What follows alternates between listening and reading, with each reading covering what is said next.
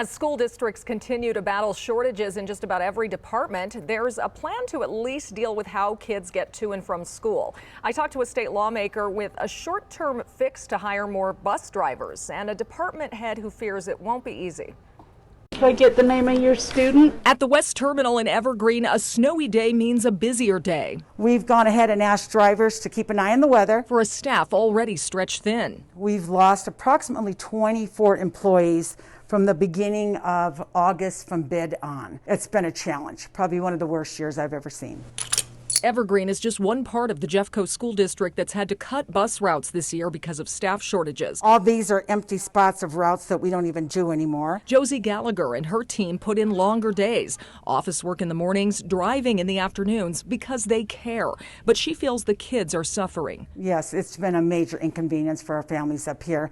And I have to say they've been very, very supportive, very understanding, but you know, it's kind of frustrating when this is our job, is to transport students, and yet we can't fulfill that for all of our students. Many districts have raised bus driver pay to $20 an hour this school year, but are still struggling to hire in a tight labor market where drivers with a CDL can go elsewhere. There's a lot of times you have older people that are driving school buses. Maybe they have health concerns where they don't want to be exposed to students.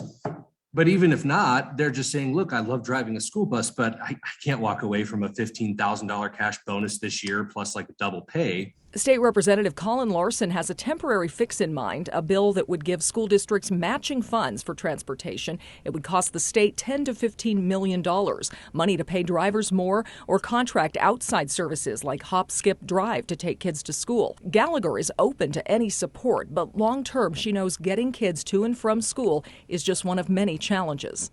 It's going to take all of us to be able to continue on so that our kids are going to school, that they get a lunch, that they get a department that's cleaned, that there's sufficient, staff for everybody, that our teachers feel like they're being compensated, our drivers, food services, all of it. Every department. Other states are also dealing with school staff shortages. New Mexico is the first state in the country to ask National Guard troops to serve as substitutes. The state's governor is even getting her license to sub. She plans to donate her time and won't get paid.